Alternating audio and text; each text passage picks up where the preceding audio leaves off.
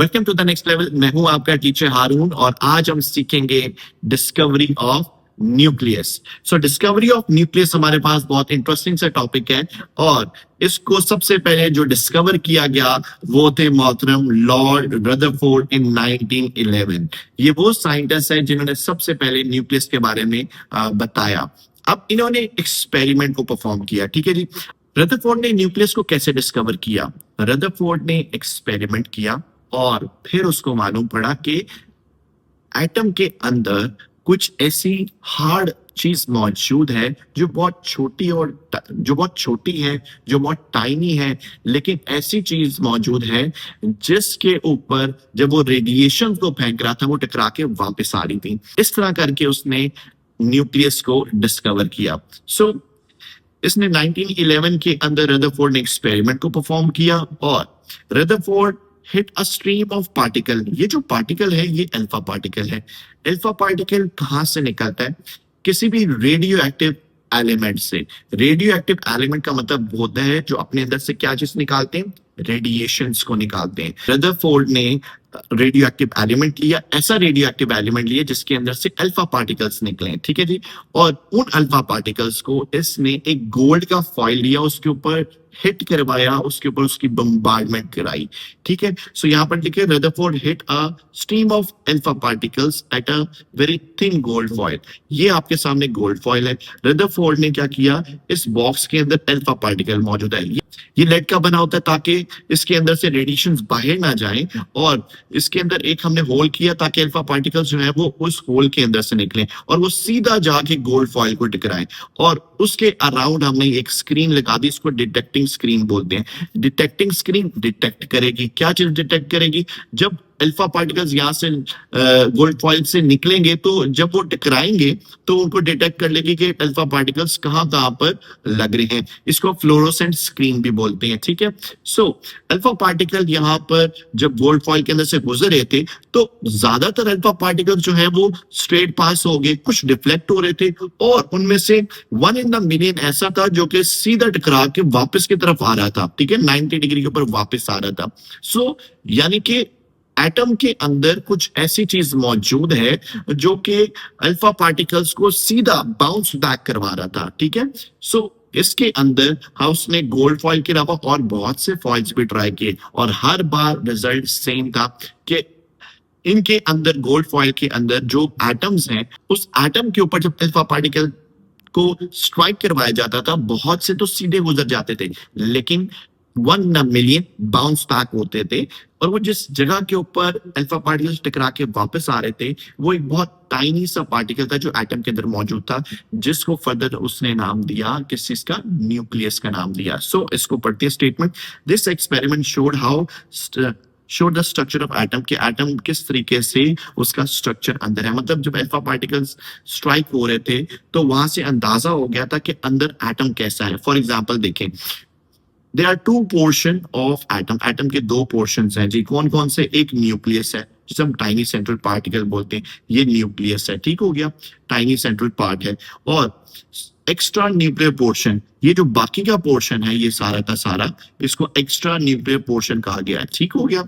ये larger part है और ये 2 पोर्शन के अंदर डिवाइड कर दिया कि भाई पूरे एटम के अंदर बहुत सी खाली स्पेस है जो कि ये मैं शो कर रहा हूं और एक हमारे पास टाइनी सा सेंट्रल पार्ट है जो सेंटर में मौजूद है। ये इसको हम लोग क्या कहते हैं? न्यूक्लियस। यहां पर उसका नाम पे क्या डाला? Nucleus. So mass of atom is in the nucleus. फिर उसके बाद रदरफोर्ड ने ये भी बताया कि एटम का जो मास है वो सारा का सारा कहां पर है? न्यूक्लियस के अंदर। फॉर एग्जाम्पल देखें, अगर आपके पास एक बड़ा बॉक्स है और उसके अंदर अगर आप एक 5 किलो का पत्थर रख देते हैं तो खाली डब्बे का मास नहीं है, मास किस चीज का है? उस खाली 5 kg के वेट का है। ऐसे ही उसने ये चीज बताई कि most of the mass of atom is concentrated in the nucleus, कि ज्यादा कि बहुत सारा मास जो है वो न्यूक्लियस के अंदर मौजूद है। और फिर the nucleus contain protons and neutrons, और उसने बताया कि इस न्यूक्लियस के अंदर क्या मौजूद होते हैं। जैसे ये न्यूक्लियस है, इसके अंदर ये क्या है हमारे पास? इनको हम लोग प्रोटॉन बोलते हैं और ये हमारे पास क्या है? न्यूट्रॉन है, ठीक हो गया। फिर उसके अलावा और उसने क्या क्या बताया? उसने कहा कि protons and neutrons are held together in the nucleus. ये न्यूक्लियस है, इसके अंदर हमारे पास प्रोटॉन्स है और न्यूट्रॉन्स। ये मेरे पास क्या है, प्रोटॉन्स, और ये मेरे पास क्या है, न्यूट्रॉन्स। अब होता क्या है, प्रोटॉन्स के ऊपर चार्ज होता है पॉजिटिव, और पॉजिटिव पॉजिटिव एक दूसरे को रिपेल करते हैं। अगर रिपेल करते हैं तो उनको तो बहुत दूर चले जाना चाहिए, लेकिन वो न्यूक्लियस के अंदर ही होते हैं। ऐसा क्यों है? क्योंकि इनसे भी बड़ी एक फोर्स जिसे हम न्यूक्लियर फोर्स बोलते हैं। न्यूक्लियर फोर्स क्यों बोलते हैं? क्योंकि वो न्यूक्लियस में मौजूद है, तो इसलिए न्यूक्लियर फोर्स बोलते हैं। इतनी स्ट्रांग फोर्स होती है, तो इन प्रोटॉन्स को क्या करती है, बाइंड करके रखती है, उनको जोड़ के रखती है। इसका जो स्ट्रांग फोर्स है, तो उसने ये बताया कि इसके अंदर जो फोर्स मौजूद है उसको हम लोग क्या बोलते हैं, न्यूक्लियर फोर्स बोलते हैं। ठीक है, एक इंटरेस्टिंग इंफॉर्मेशन कि nucleus is very small as compare to the whole atom. अगर हम बात करें न्यूक्लियस, देखो कितनी थोड़ी सी जगह ले रहा है as compare to the whole atom. The nucleus makeups more than 90% of the mass. For example, अगर मैं एक स्टेडियम की बात करूं और उसके अंदर अगर आप एक हार्ड बॉल रख दें, तो सोच लें इसी तरीके से करके एटम का स्ट्रक्चर है, जो कि रदरफोर्ड ने आइडेंटिफाई किया था, और उस टाइनी पार्ट को उसने क्या नाम दिया, न्यूक्लियस। तो इस तरीके से न्यूक्लियस को डिस्कवर किया गया। ओके, सो अब मैं आपसे क्वेश्चन पूछूंगा, और अगर आपने कॉन्सेंट्रेशन से इस लेक्चर को सुना है तो आप जरूर इसका जवाब दे पाएंगे। So very first question is that, किसने डिस्कवर किया न्यूक्लियस को? रदरफोर्ड ने। कब किया? 1911 में। वेरी नाइस, रदरफोर्ड ने डिस्कवर किया कब? 1911 में। ठीक हो गया। सो एटम्स को कितने पोर्शन में डिवाइड किया इसने? दो पोर्शन में। ठीक है, कौन कौन से? एक है जी न्यूक्लियस, और दूसरा एक्स्ट्रा न्यूक्लियर पोर्शन। न्यूक्लियस जिसके ऊपर चार्ज हमारे पास पॉजिटिव होता है। कौन सा? पॉजिटिव। अब पॉजिटिव चार्ज क्यों होता है? पॉजिटिव चार्ज इसलिए होता है क्योंकि न्यूट्रॉन के ऊपर तो कोई चार्ज है ही नहीं। अगर न्यूट्रॉन के ऊपर कोई चार्ज नहीं है, तो ओवरऑल न्यूक्लियस के ऊपर अंदर सो प्रोटॉन और न्यूट्रॉन ही मौजूद है। सो प्रोटॉन ही का चार्ज है जो न्यूक्लियस के ऊपर आ जाता है। सो न्यूक्लियस के ऊपर चार्ज क्या हुआ?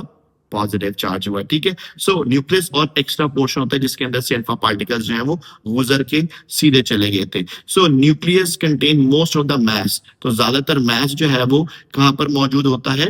न्यूक्लियस के अंदर। ठीक है, और न्यूक्लियस किस चीज का बना होता है? प्रोटॉन और न्यूट्रॉन का। सो कौन सी फोर्स है जो कि प्रोटॉन्स और न्यूट्रॉन्स को बाइंड करके रखती है? उसको क्या बोलते हैं?